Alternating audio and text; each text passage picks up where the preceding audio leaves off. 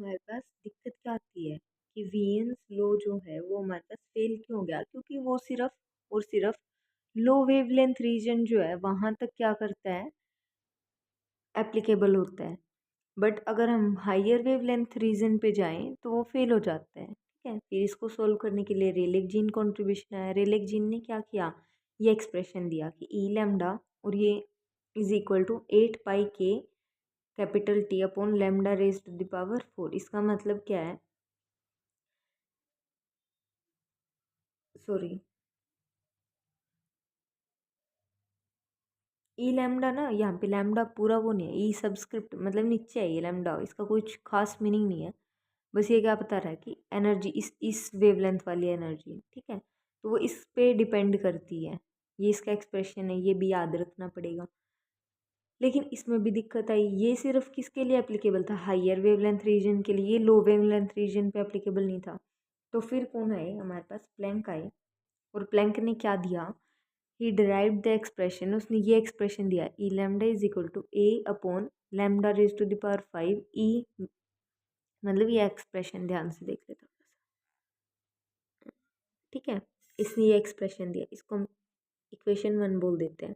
अब ये जो है ये हायर और लोअर दोनों वेवलेंथ रीजन में सही काम कर रहा था। कैसे, देख, लो वेवलेंथ रीजन के लिए क्या होगा हमारे पास, e raise to the power b upon lambda t -1, ये almost e raise to the power b lambda t के इक्वल हो जाएगा। कैसे, देख, अगर लो वेवलेंथ है ना, लेमडा की वैल्यू छोटी है, लेमडा की वैल्यू छोटी है तो इसकी वैल्यू क्या होगी, बड़ी होगी। इसकी वैल्यू बड़ी है तो ये पूरी वैल्यू बड़ी आएगी, और अगर बड़ी के वन के कंपैरिजन में देखें तो ये वैल्यू बहुत बड़ी हो जाएगी। तो हम इसको वन को नेग्लेक्ट कर सकते हैं। थोड़ा सा अच्छे से एक्सप्लेन करती हूँ, देख, प्रॉपरली लिख के बताती हूँ, बी ओवर लेमडा टी -1। अब अगर मेरे पास लेमडा की वैल्यू छोटी है, अगर मैं देख 0.2 करूँगी, नीचे 0.2 किया तो देख मैं, मेरे पास एक्सप्रेशन क्या बन रहा है, 5। तो यहाँ पे ऊपर 1 था, नीचे जैसे ही मैंने छोटी वैल्यू लिखी, यहाँ पे आंसर क्या बन गया, बड़ा बन गया। तब वेवलेंथ तो हमारी वैसे भी नैनोमीटर पिकोमीटर मतलब बहुत छोटी क्वांटिटीज़ में होती है। तो अगर फिर उसमें भी अगर हम लो वेवलेंथ रीजन की बात करेंगे तो ये जो क्वांटिटी है पूरी मतलब फ्रैक्शन में नीचे ना डिनोमिनेटर में, तो ये इस पूरी क्वांटिटी को क्या क्या बना देगा, वेरी बिग, बहुत बड़ी हो जाएगी। और जैसे ही ये क्वांटिटी बड़ी होगी, किसी भी चीज़ की पावर में अगर बहुत ज़्यादा है ना, अगर मैं कंपैरिजन करूँ 1 का और 2 रेज टू द पावर 1 1 1 1 ऐसे ऐसे, तो ऑब्वियस सी बात है ये बहुत छोटा लगेगा इस पूरी क्वांटिटी के आगे, है ना। तो ये क्या हो जाता है, ये बहुत बड़ा हो जाता है, ये पूरी जो टर्म है ये बहुत बड़ी हो जाती है, जिसकी वजह से हम 1 को क्या कर सकते हैं, नेग्लेक्ट कर सकते हैं। तो हम 1 को कर देंगे नेग्लेक्ट, और जैसे ही 1 को नेग्लेक्ट करेंगे तो हमारे पास क्या आ जाता है, ये जो एक्सप्रेशन था इसमें मैंने इस पूरी टर्म को क्या बना दिया, ये लिख दिया। मैंने ऐसे किया, ऐसे करते ही फिर इसको थोड़ा सा अच्छे से लिखा ए, और ये क्या है, वीएन्स कॉन्ट्रीब्यूशन, यही तो बना था पीछे expression, A upon lambda raise to the power 5 e की power -b upon lambda T.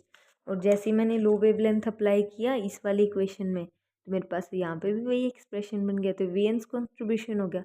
और जब हम हायर वेवलेंथ की बात करते हैं तो देखो, वेवलेंथ अगर हाई है, नीचे अगर बड़ी क्वांटिटी है, तो ये क्या हो जाएगी पूरी, सॉरी,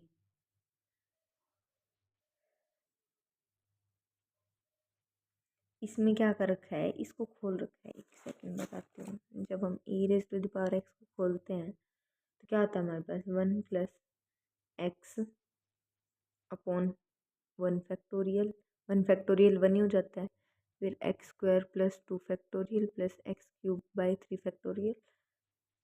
हो सकता है मैं कोई चीज़ गलत बता दूँ, श्योरिटी नहीं है कि मैं सारा सही बताऊँगी, तो बट जितना पेपर में लिखना है वो मैं ठीक ठीक बताती हूँ। देख, ये चीज़ है मेन हमारे लिए, ये चीज़ है, क्योंकि एक फॉर्मूला शायद ये भी होता है, मेरे को कंफर्म याद नहीं है, एक शायद ये भी होता है 2 फैक्टोरियल माइनस, मतलब अल्टरनेट साइन चलते हैं, तो मेरे को कंफर्म नहीं है कि ये फॉर्मूला भी हो सकता है यहाँ पे।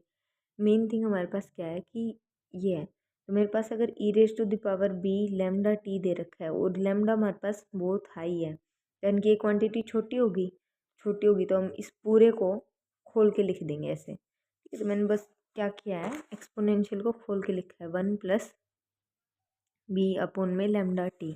ये वैल्यू मैंने इस एक्स इक्वेशन 1 में पुट कर दी। देख 1 plus B upon lambda T -1 है ना, यही पुट किया है। जैसे मैंने ये पुट किया 1 से 1 कैंसिल हो जाएगा, एक लैम्डा से लैम्डा कैंसिल हो जाएगा, हमारा एक्सप्रेशन किस में बदल जाएगा, A T over lambda raise to the power 4 B.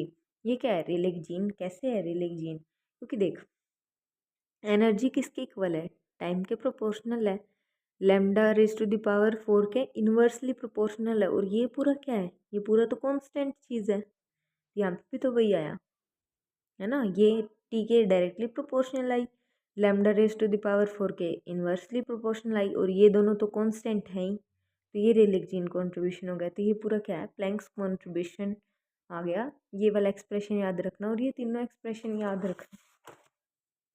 VN का क्या था, थोड़ा सा रिकॉल करने का ट्राई करो।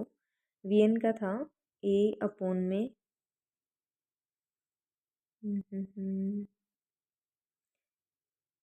ई raise to the power minus b by lambda t, और नीचे था कुछ lambda raise to the power 5। एक बार चेक कर लेते हैं, मैं भी लिख के देख रही थी।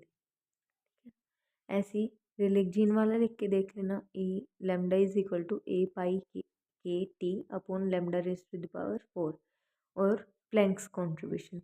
प्लैंक्स कॉन्ट्रीब्यूशन फिर इसमें लो वेवलेंथ पुट करने पे क्या होगा, हाई वेवलेंथ पुट करने पे क्या होगा, ये पूरा एक बार लिख के प्रैक्टिस कर लेना।